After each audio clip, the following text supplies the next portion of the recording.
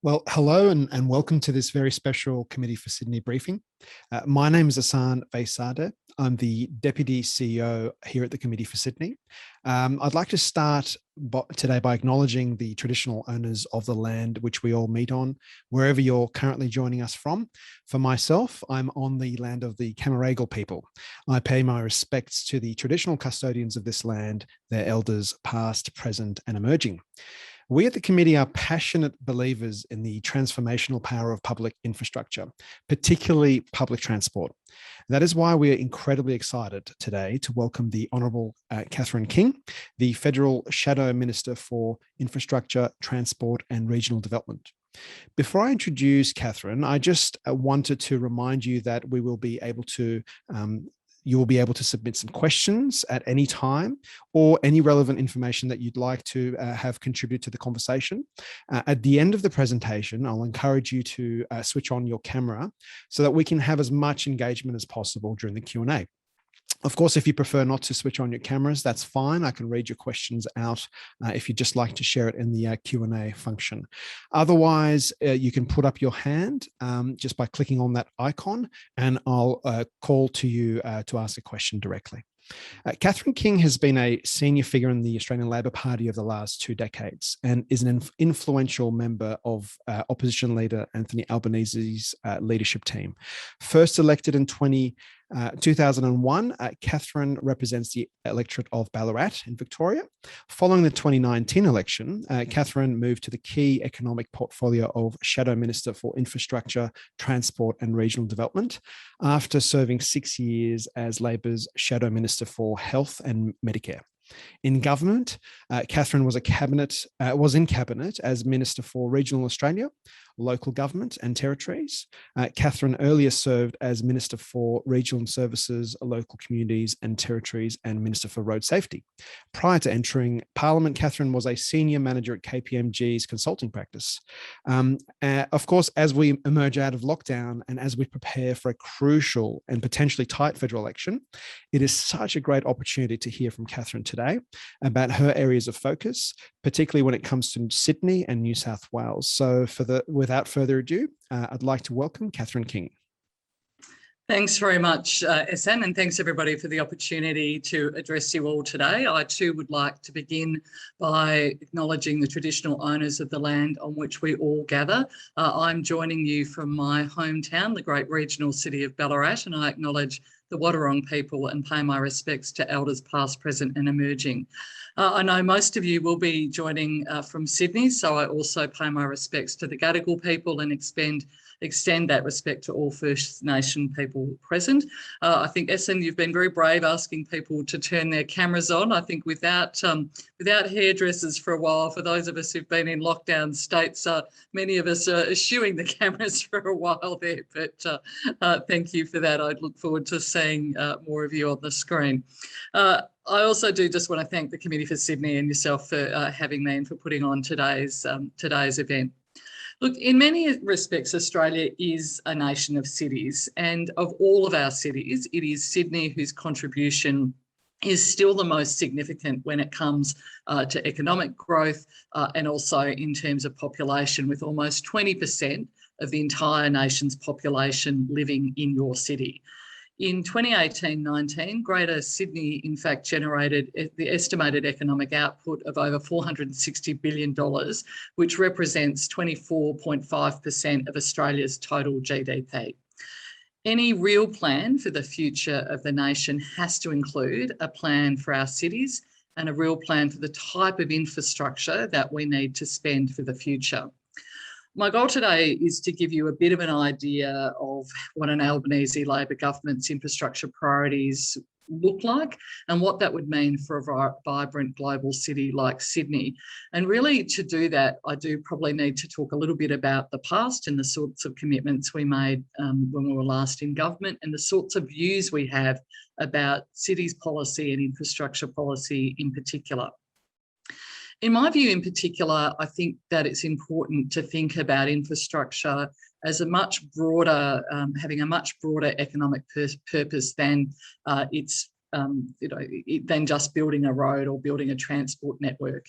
It is the key enabling force driving economic and productivity growth in the nation. It's the train line that gets people quickly and efficiently to work in the morning and home to their families. It's the highway which allows our truck drivers to transport goods across the nation. It's the shipping channels that allow the same things to do that. And our ports. It's the train line opening up regional Australia to new markets and connecting our cities and our regions, allowing people in Wollongong or Newcastle to perhaps accept that job offer in the city or vice versa. It's the work site where young apprentices learn their trade. It's Port Botany taking our freight to the world and bringing in essential goods we need. It's Sydney Airport, which will hopefully soon once more be bringing in tourists and business visitors and reuniting our families.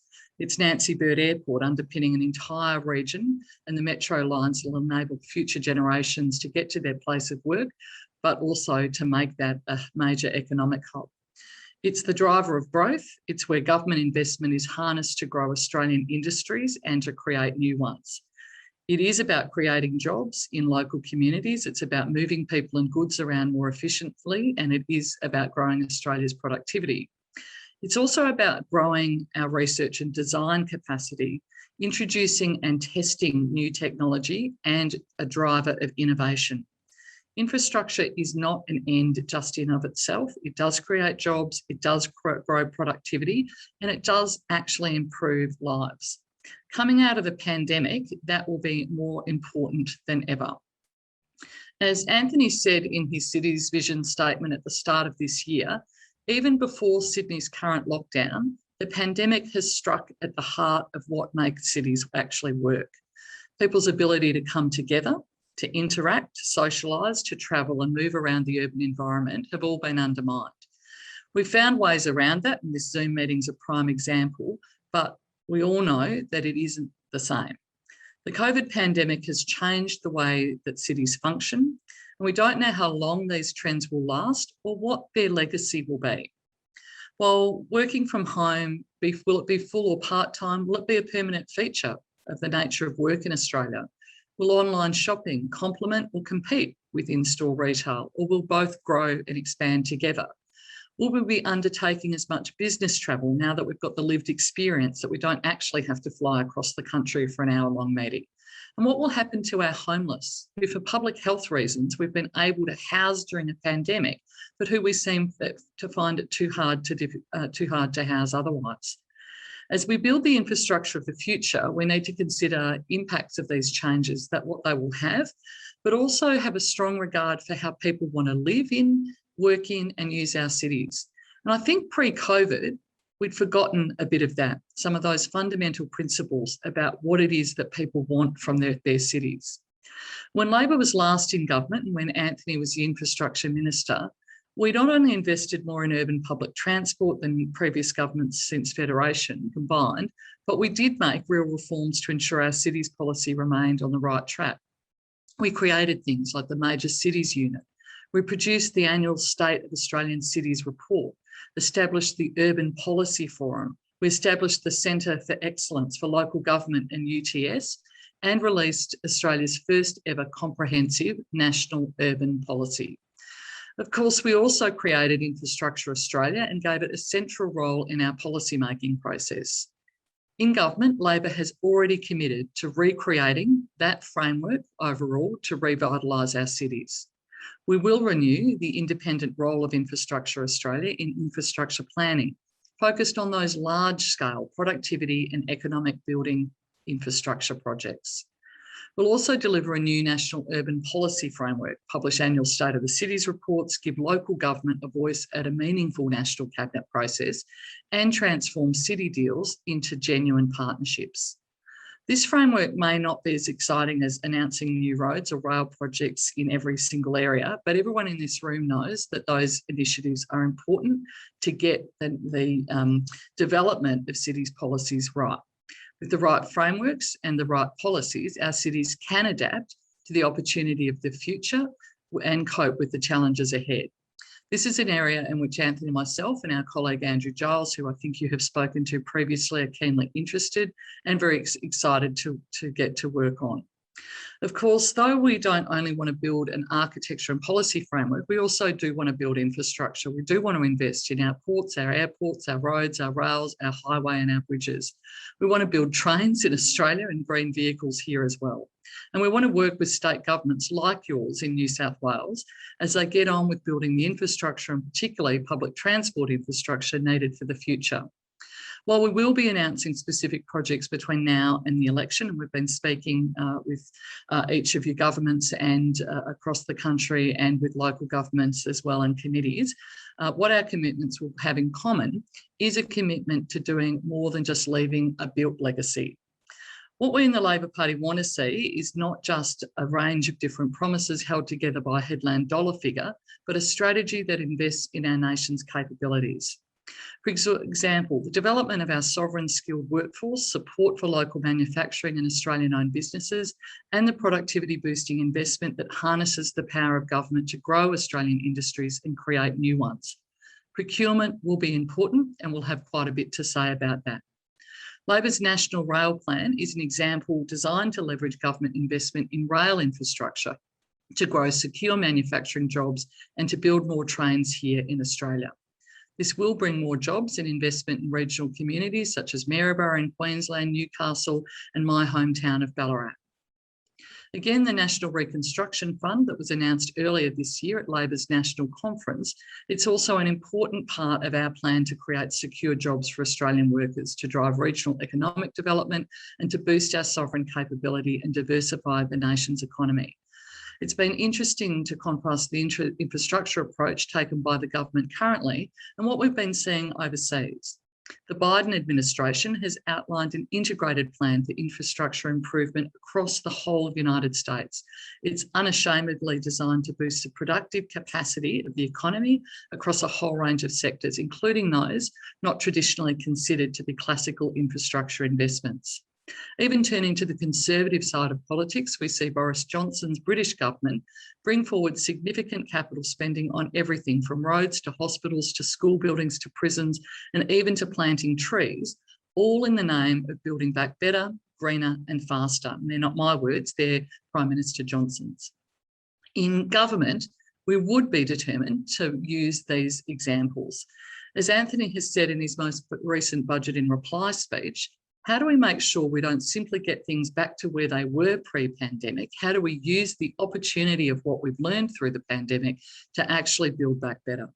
How do we preserve land and corridors for future mass transit investments in high-speed rail and faster rail and other nation-building projects now? How do we ensure the transport and infrastructure sectors play its part in tackling climate change, not just through embracing new technologies and emissions reductions, but by investing more and strategically in future public transport needs, especially light and faster commuter rail? We are in a remarkable moment in time. The economy needs stimulus, borrowing rates are at record lows, and there is an opportunity not just to get back to where things were before the pandemic, but to build back stronger. And building back stronger means a focus on Sydney and that focus on infrastructure. Labor's long known the importance of our cities. More than half a century ago, that great convert to Sydney, Gough Whitlam, said, practically every major national problem relates to cities. A national government which cuts itself off from responsibility for the nation's cities is cutting itself off from the nation's real life.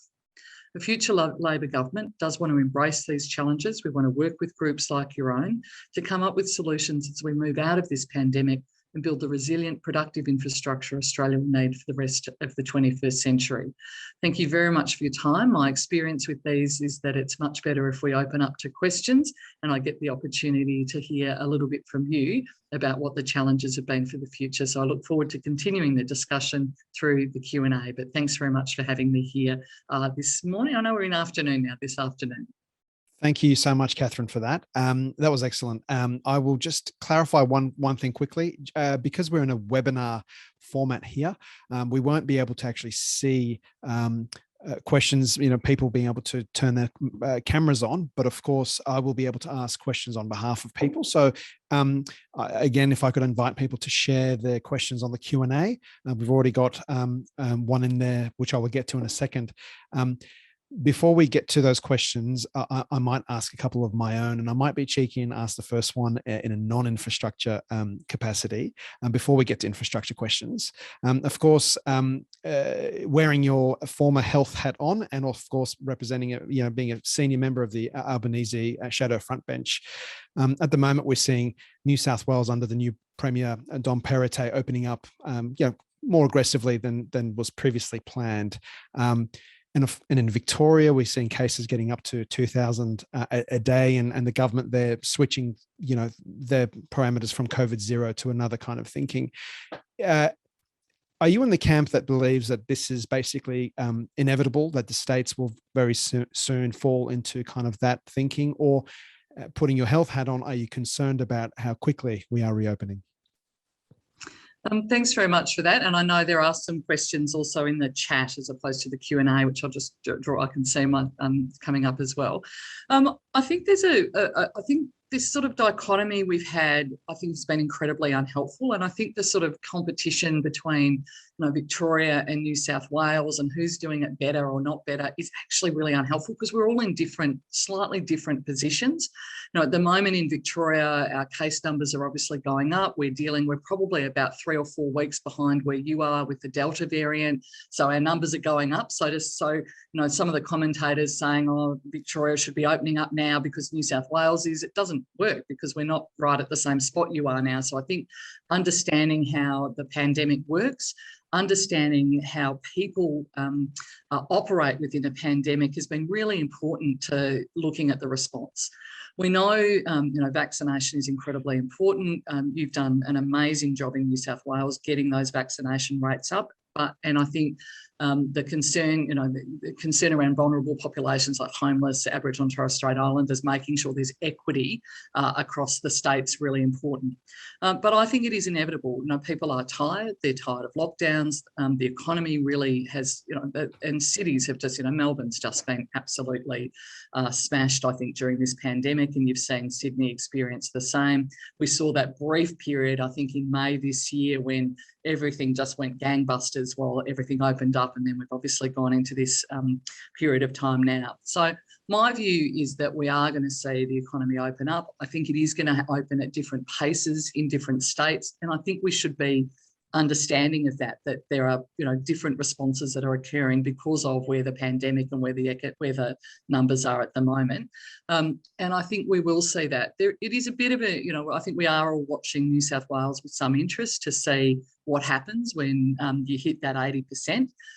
Because I think we also have to bear in mind that our public hospital systems and our healthcare workers are really tired at the moment too, and we want to make sure that they are able to cope, which, there will be increased cases, and that's the reality of it. And I think everyone's just looking forward to getting to Christmas and hopefully seeing how we live with this and how we live and work with this disease or this virus in our communities. And hopefully 2022 will be better for everybody. Absolutely. Thank you for that. Now turning to your portfolio areas. We've had a couple of questions coming in about fast rail. I want to first start off with the high-level strategic view of what you believe the kind of potential of fast rail or high-speed rail, as Anthony Albanese has been a great champion for some time, is for a city like Sydney and our regions. So firstly, if we could start from a high-level strategic sense, and then if we could get your thoughts on where to start. Where do you think would be the priority areas for us to start? Yeah, so I think the first thing is to think of, and I think people confound high-speed rail, faster rail, and then other infrastructure all sort of in this jumble, and it's not. So high-speed rail is a very specific project. It's a long-term, 30, 40-year visionary project about opening up the eastern seaboard to a high-speed rail, developing new cities and new towns along that. And it requires long-term leadership to say, we think that is a vision for Australia we want, and for people to start, the corridor preservation to occur, the business cases to occur, the capacity building about, how is it going to be financed, who's it going to be owned by, all of those things. And you have to start somewhere with that. And that's really what Anthony's been talking about in terms of high-speed rail, is saying, we know it doesn't stack up now, but it will if you develop a certain vision for where you want the nation to go. In terms of fast rail, I think there are some great opportunities we have now, and it is around those interconnections between our CBDs and those regions that are growing. So in Victoria, the region of Geelong, I would like to say Ballarat, but we're not there yet. But, that region of Geelong in particular provides some opportunity. I think in New South Wales, it's particularly that Newcastle, Wollongong corridor where you've got massive, population growth occurring. And all of that's predicated on, are people going to want to still work in CBDs? Are they going to want to work between the two, or is it going to be two-way traffic? How is that going to look? And we still don't know that post-pandemic. But and I'm trying to think, in Queensland, there's a couple of corridors there. So I think it is really narrowing it down for fast rail to what those corridors are, and then looking at can you develop a business case for it to work, and then starting to work through the process of actually how do you build this thing and how do you actually finance it. For faster rail, which is really about improving the network as it currently exists, how do you improve it? So how do you smooth out some of the kinks in railways? How do you actually build level crossings? How do you, which are all very expensive. I think those things are really important because they improve productivity and connectivity for people as well. So those are a category of projects. And then there's a whole raft of other things that are important in that space, which is around harmonisation of signalling systems and training systems for rail, and all of those things, again, all of which build on productivity, but they all require sort of different levels of investment at different points in time. And that's how I sort of see, if you're talking about railroads is a little similar and ports are a little similar, it's sort of looking at that. And that's the pipeline of projects that you should be looking at, and that requires you to have a bit of a vision about where you actually want the country to be. Yeah, and we've seen here in the New South Wales government a renewed kind of conversation around faster and fast rail, and we're expecting some updates around their plans soon. And you're absolutely right in that fast rail and high-speed rail have been conflated quite often in the media, I think, from their perspective. And it's really great to see, that you're looking at it very strategically in that sense. One of the questions we did receive here has been, a sense that would there be kind of bipartisan support for getting on with that kind of transformational infrastructure, particularly with our government here in New South Wales, should we see the election of the Albanese government, particularly on fast and faster rail? Yeah, well, look, I think there's a couple of things. I think it is incredibly, these infrastructure projects don't happen unless you're working closely with state governments in order to do that. They're the builders. At a federal level, we don't build.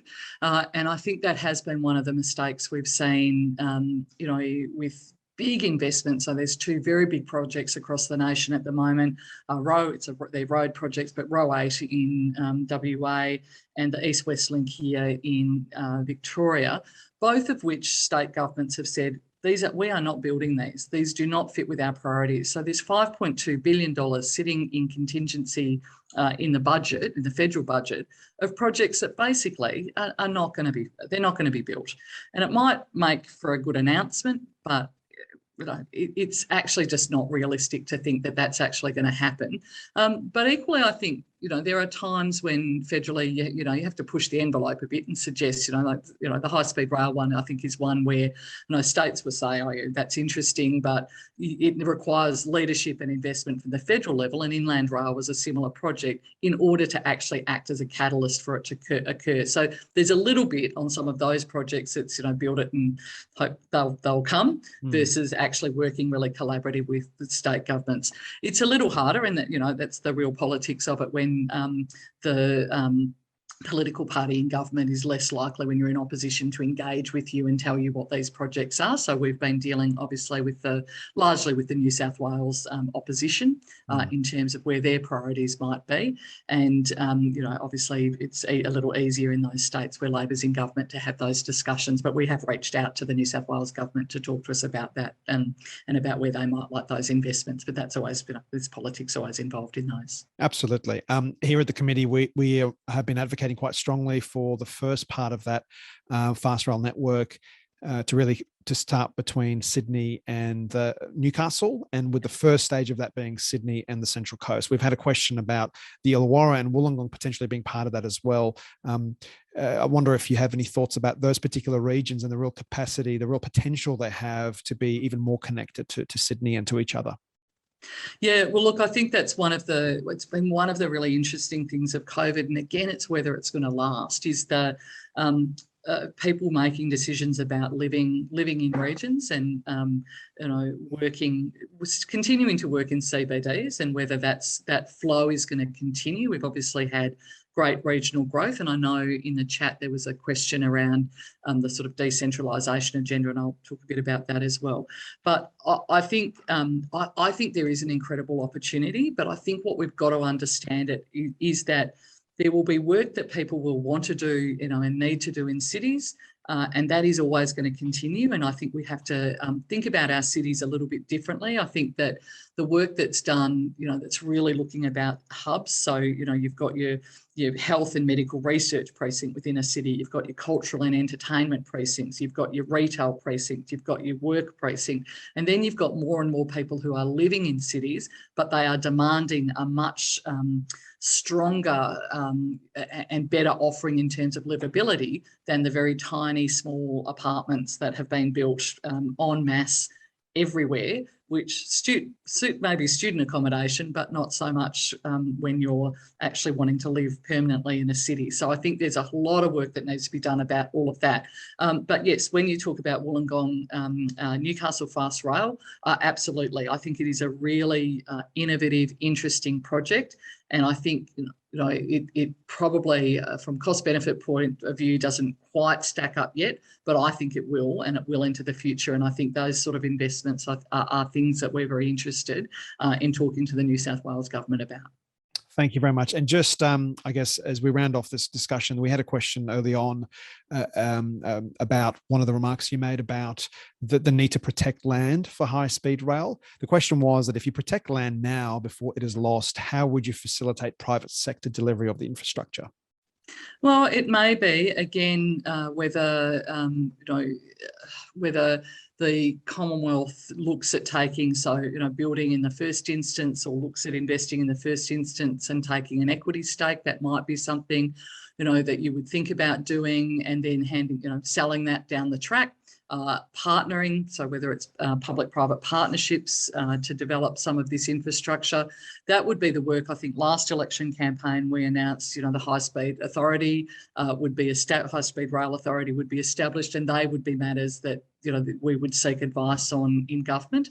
But really, it is at the moment, if you don't protect the land corridor, then you can forget about it, frankly, and you're going to start to see large-scale purchase of that, or it's going to be lost forever. So I think that's pretty important to start to think about now. Absolutely. I wanted to also get your thoughts about what you think the relationship should be between the federal and the state governments in terms of strategic decision making around infrastructure. As someone who worked in state government for 6 years, I observed that, as I know you have observed as well, that state governments often make decisions about what infrastructure they'd like to fund or announce. They often contact the federal government and say, "This is what we want to do. Would you like to fund it? If you don't, we'll probably go it alone." That doesn't seem to be a very strategic approach in terms of understanding what's in the national interest and what will really drive productivity and all those opportunities that you talked about before, not just building the rails and the roads, but really creating opportunities for people. So I was wondering if you thought that whether we need to reset the formula around how these conversations occur between the states and the federal government. Look, a little, I would say yes. And I think that, I've been around in politics long enough where we had, the federal government really didn't invest in rail. It wasn't saying there was, a national, and you looked at roads, we had, the national highways, and that's what the federal government would invest in. And then you'd have, these are state roads. And so we're not going to have, federal's not going to invest in those. And not a lot of investment in public transport, seen very much as a state responsibility. Federal government investing a bit in freight, and that sort of changed. What I wonder to some extent is whether it's gone too far the other way to some extent, whereas you've now got, through some of the, urban congestion funds, I'm not convinced that, the federal government needs to fund every roundabout in a local government area either. But I think there's, things that, the product, again, if it's a, boosting productivity, but whether that comes out of your infrastructure investment fund or whether it comes out of something else, I think there's some debate around that. But I do think there is a need to really refocus, and why we established Infrastructure Australia, to really refocus it on those nation building, economic boosting, productivity-based projects. I think there is a role for either IA or a offshoot of it or an arm of it to work with smaller scale local governments, committees, to look at how you actually bring up some of the investments in those areas to a level that does, contribute to that picture. But I do think that, using IA and the state-based IA bodies much more strongly is important in the longer term, because they're the things that will outlast, me as minister, outlast changes in government. And unless you've got that really clear view about what are the projects and how do they integrate together, how does our port network integrate with our road and rail network, how does coastal shipping work with that, you're really building a patchwork. And that's what it feels a bit at the moment. There's lots of pet projects that are getting funded, but I'm not convinced that they are the projects always that are in the long-term nation-building growth interests. All right, thanks for that. So a lot has already been said about the potential for an infrastructure-led recovery. Are you a believer in that? And what does that actually translate to for a Labor government in terms of actual projects? And is it more important to talk about principles rather than projects? Well, I think that, of course, we will be announcing projects in the course of this election campaign, and we'll be looking at the government's offering, obviously, as well. So, of course, we will be doing that. But I think, as I said in the speech, I think it is really important. We invest billions and billions of dollars at the federal level in road and rail, yet I don't think I'd have to go back and have a look. In terms of any of the large-scale projects, most of them have not, other than where there have been states who've had procurement policies that require local content, require partnering with tier 2 or tier 3 companies, you don't often, you're not seeing a lot of that investment really, other than we've got this fantastic road infrastructure, really getting lots of other benefits. So whether it is through training people, whether it's through using Australian steel, whether it's through better innovations in this country in terms of looking at some of the smart technology and smart built infrastructure, not just purchasing it from overseas, but actually purchasing it from Australian manufactured companies that manufacture here. And that's why the National Rail Plan we've talked about, if you're investing in public transport systems, why are we continually importing the carriages, from overseas? Why are we not, adding value here in Australia with that investment?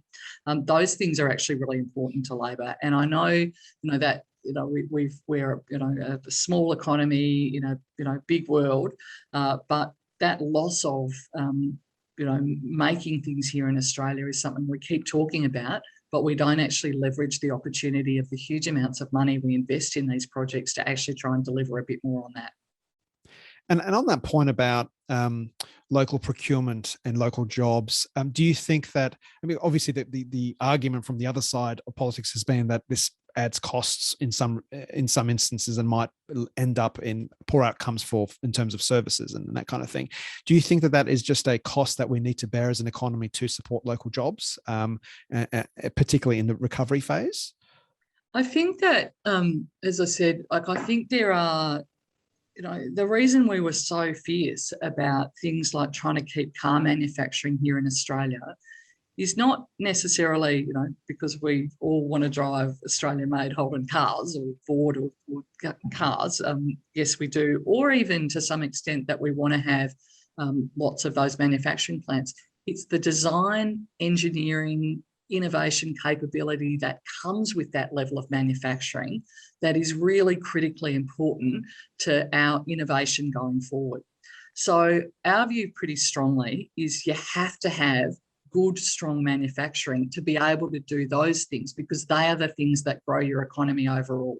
So if that means there's a bit of a cost involved in some of that, then that cost is actually worth it, because it's how you actually get that, design, innovation, and all of those things. I think that they are really, really important in terms of, what we do and the offering that we have to our kids to be able, we keep talking about STEM jobs. Well, you don't have really great STEM jobs in Australia if you don't actually have, the industries that support them. So otherwise, they will go overseas. And so they're the sorts of things we think are actually, they have value. Yeah, thanks for that. We also have a question about procurement. So with procurement models be looked at with respect to ensuring that the right models are advocated for the right projects. We often see that projects which would benefit from a PPP being delivered without due consideration, this is the question that's being asked, of the overall benefits. Likewise, we sometimes see PPP models being pursued with unrealistic expectations of risks. What will Labor do on refining the procurement guidance for their agencies? How will a Labor government look to improve the procurement capability of agencies in the Commonwealth? Yeah. So we spend a lot in the Commonwealth, and it's not just on roads, rail and port. We spend a huge amount on services. We spend a huge amount on defence procurement, all of those on defence. We spend a lot on even in some insurance products. So there's a lot of money. And I think that issue around procurement and the fragmentation at the federal level, obviously we don't put the tender out for the local road project. We don't do that, but we do have agreements with state governments over the funding of those. So there's that issue. But I think that overall procurement policy, we don't really have, there really isn't one nationally. And I think you'll probably see in the next little while quite a focus from us in relation to that, including a framework or including frameworks that will allow that development of differentiated tender processes and the way in which government departments procure, providing a framework, a centralised framework for some of that to actually occur. And there's a huge amount of work that needs to be done in that area, because we've lost a lot of capacity, frankly, I think, at the federal level in that regard. Just to go back on the question about the infrastructure-led recovery, I think smaller projects often have a real potential to improve people's lives on the ground and get an economic activity happening quickly with tradies and subcontractors and that kind of thing. Is that something that you think a future Labor government, particularly if you come into government at a time when our recovery will be so important, is that something that will be a focus for a Labor government? Look, I think to some extent, yes, in a sense that there are, as I said, I think the big advantage a federal government has as investing in those visionary future building infrastructure projects is really important. I think, though, from a regional development perspective and a suburban growth perspective, there are equally things that are productive in that space that we may look to partner with local councils in particular. We established, when we were last in government, the Regional Development Australia bodies, and I think there is a need to look at how they are reinvigorated in terms of the contribution regions and our suburbs are able to make to our overall economic growth. And that may be smaller projects, it may be a focus on livability as well. But I think one of the things that's important is not just looking at regions or local government areas in isolation. They are connected, and we constantly just sort of see the boundaries of some of these areas just being the federal electorate boundaries and the margins of which are held by those. I think there's room to try and do a bit better at trying to look at the connectivity between regions, regardless of what political party they might be held by. Yeah, the question about the economic development strategies for regions. Will Labor be looking at that alongside infrastructure investment? As the questioner notes, if you don't increase jobs, then you may see perverse effects of investment, such as faster rail becoming a commuter-based service between Sydney and the regions, i.e. the jobs and the dormitory suburbs. Yeah, and I think so. I want to go back. I think there was a question in the chat around the sort of governments in the House of Reps Committee on Decentralisation as well. So I'll combine both of those. So I was really frustrated I've lived in a regional city for a long period of time. We're an hour and a half at max from Melbourne itself. We're 64 minutes by train. And everybody's got this view. Our train line, when it originally was developed, was, the idea that people would go shopping for the day in the city. There are now probably about 5,000 to 6,000 people who, they were commuting to Melbourne every day and back for work, because it's perfectly possible to do that. A bit tiring, but you can do it. And the investments in our rail have really improved that. But what we're seeing now is a really big change. We're seeing people wanting to actually stay in place and wanting to work within our region. And of course, there are only a certain amount of jobs to go around. I was really frustrated when the government talks. I don't use decentralisation, because I think for regions there seems to be constantly held out that there'll be this holy grail. The Australian Taxation Office is going to move there, or the AgVet group is suddenly going to move to your town. Well, it did for a little, for one. Or we're going to see, suddenly a new big manufacturing plant set up and established in a particular region. I don't think that's how regions are growing economically. They're growing in different ways, and they're growing from a little bit of migration of people commuting to cities. But what they are really doing is your small to medium enterprises that have been there a long time, or sometimes some new small ones, really little, often very little ones, 2 or 3 person operations. They're where you see the real growth. You're seeing growth a bit in sort of tourism industries, in for those areas that have got that capacity. And so for me, really what the focus has to be on is smart regionalisation, as I call it. It's looking at what your comparative advantage is, and how do you grow jobs? And it may only be 1 or 2 jobs to start with, but it's really working with those industries to look at how you grow that, rather than thinking that there's some holy grail that will be suddenly the next big investment. The other thing I do find frustrating about that is that some of the jobs that we do have in regions are public sector jobs. And if, when the government started its decentralisation agenda, I was saying I'd be happy in my community if they just put back the Centrelink jobs, the Department of Veteran Affairs jobs, the Medicare jobs, all of which are really well-paying jobs. We used to have an Austrade public servant based in my town. We used to have an Oz industry person based in my town, whose job it was to go out to every one of those small and medium manufacturers to look at how they could access government grants to grow. All of that now has been, it's been online. I would rather have those public sector jobs and actual people based in those regions doing those jobs. So I think there is an agenda, there's ways you can do it. And all of that leads me to say that, regional development is complex. It's not just a one size fits all.